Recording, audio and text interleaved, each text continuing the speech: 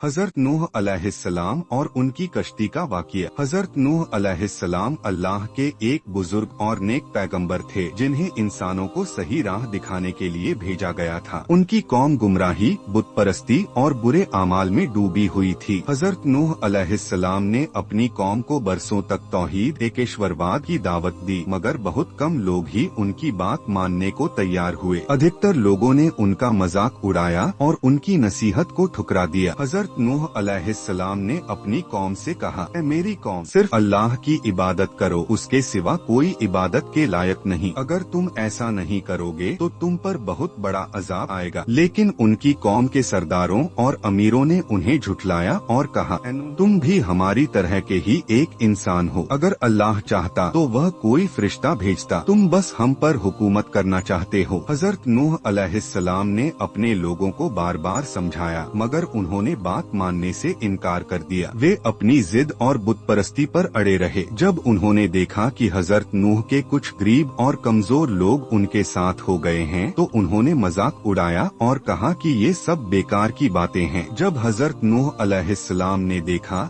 कि उनकी कौम कभी हिदायत नहीं पाएगी, तो उन्होंने अल्लाह से दुआ की, अल्लाह अब इन काफिरों पर अजाब नाजिल कर दे, क्योंकि ये कभी ईमान नहीं लाएंगे। अल्लाह ने उनकी दुआ कबूल की और हुक्म दिया कि वह एक बड़ी कश्ती तैयार करें। यह सुनकर उनकी कौम के लोग और ज्यादा मजाक उड़ाने लगे। वे कहते, नूह तुम जहाज बना रहे हो जबकि यहाँ पानी का नामो निशान तक नहीं, क्या तुम पागल हो गए हो? लेकिन हजरत नूह अलैहिस्सलाम ने उनकी परवाह नहीं की और अल्लाह के हुक्म से कश्ती बनाते रहे। जब जहाज तैयार हो गया तो अल्लाह ने उन्हें हुक्म दिया कि वह उसमें अपने परिवार, कुछ ईमान वाले लोगों और हर जानवर का एक जोड़ा लेकर सवार हो जाएं। फिर अल्लाह ने अपनी कुदरत से जमीन से पानी निकालना शुरू कर दिया और आसमान से तेज बारिश होने लगी। पानी लगातार बढ़ता गया, यहाँ तक कि बड़े बड़े पहाड़ भी डूबने लगे। वह एक ऐसा भयानक तूफान था जिसमें पूरी कौम बहकर खत्म हो गई। हजरत नूह अलैहिस्सलाम के एक बेटे ने जहाज पर चढ़ने से इनकार कर दिया और कहा, मैं किसी ऊंचे पहाड़ पर चढ़ जाऊंगा, वहाँ पानी मुझ तक नहीं पहुँचेगा। हजरत नूह अलैहिस्सलाम ने उसे बहुत समझाया, मगर उसने नहीं माना